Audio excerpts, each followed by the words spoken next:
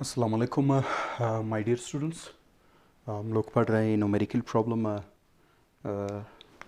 Number third, class ninth का Balochistan board physics.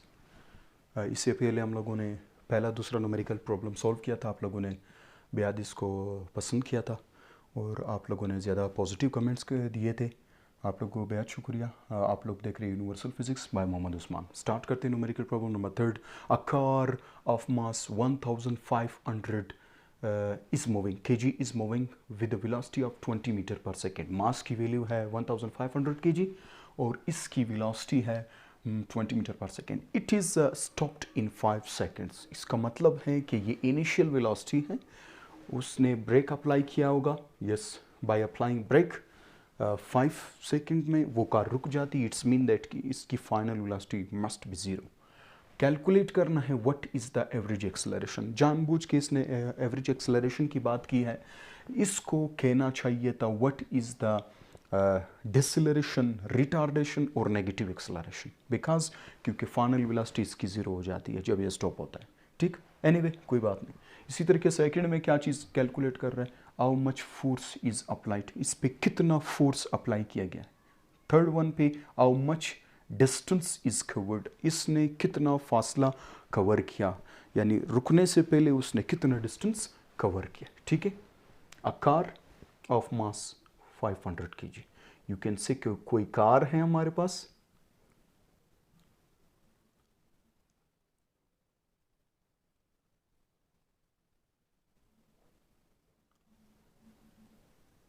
कोई car है जिसका मास 1500 kg।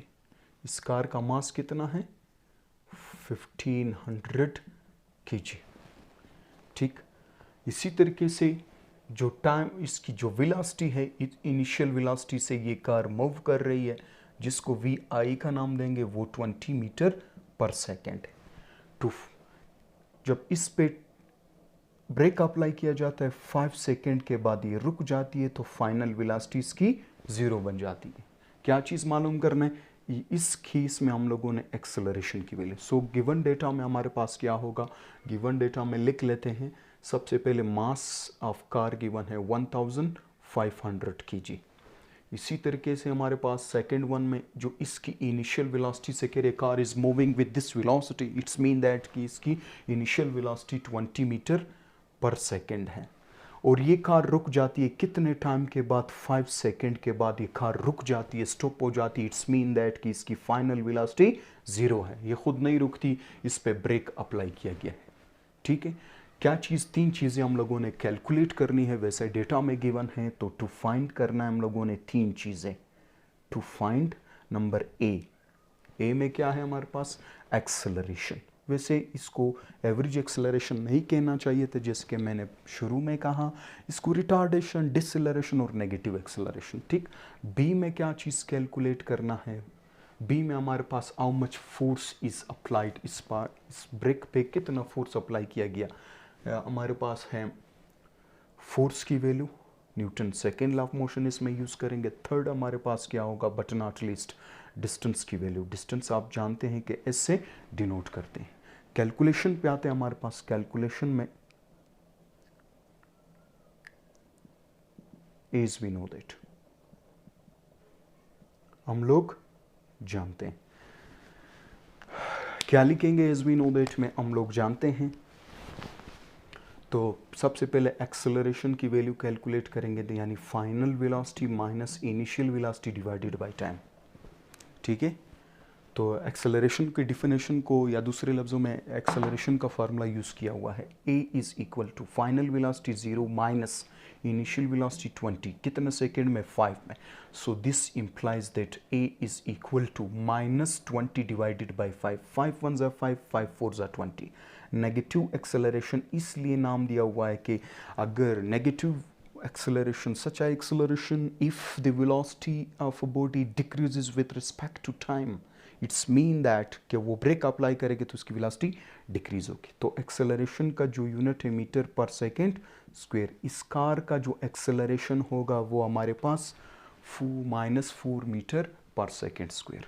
सो सेकंड वन में हम लोगों ने फर्स्ट में कैलकुलेट करना था एक्सेलरेशन, सेकंड में हम लोग फोर्स की वैल्यू कैलकुलेट करेंगे। So according to Newton's second law of motion, Newton's second law of motion, इसके मुताबिक हमारे पास क्या होगा, F is equal to m ए।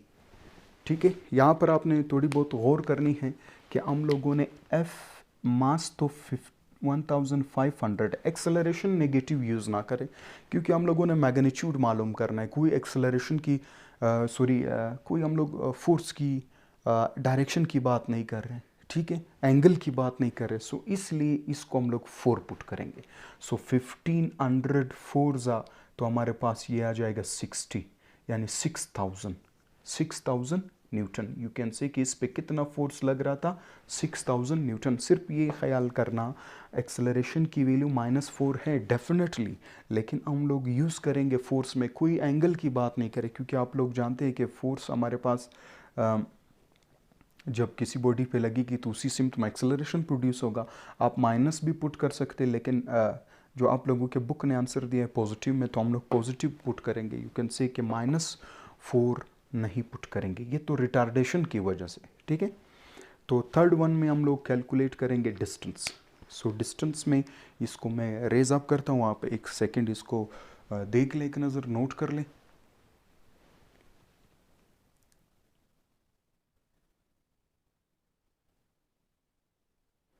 मैं इसको सॉल्व करता हूँ, इसको रेज करता हूँ क्योंकि यहाँ पर डेटा में हम लोगों ने वैल्यू पुट करनी है। सो इसको रेज अप करते हैं।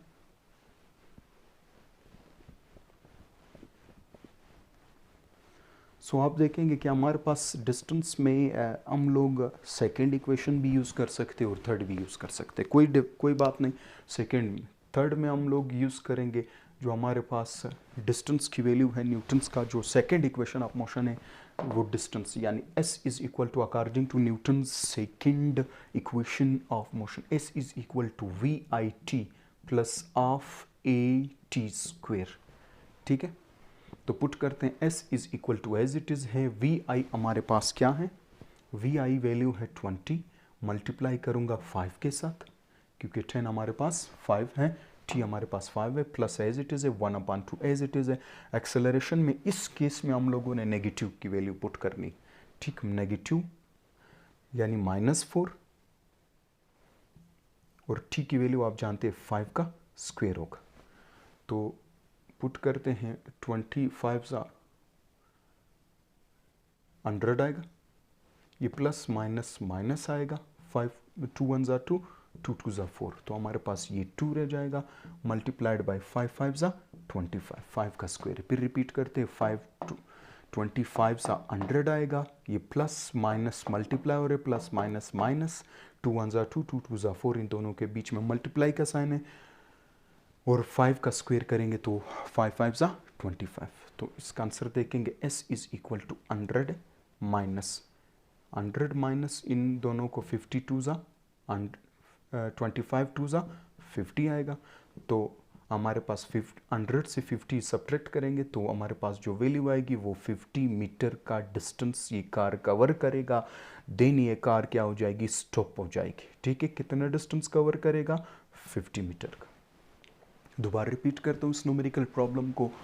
अ car of mass 1500 kg is moving with 20 meter per second. एक कार है, इसका एक्सेलरेशन 1500 इतनी वेलोसिटी से मूव कर रहे हैं और ये स्टॉप हो जाती है 5 सेकेंड में।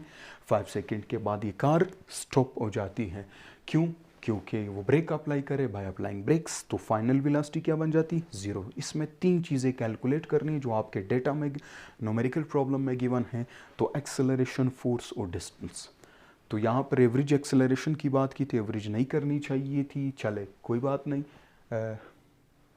यहाँ पर एवरेज एक्सेलरेशन की वैल्यू, तो एक्सेलरेशन का formula acceleration is equal to VF minus VI divided by T। तो इसी तरीके से डिस्टेंस हम लोगों ने फोर्स की वैल्यू कैलकुलेट करनी थी, फोर्स में according to Newton second law of motion value put कर ली 6000।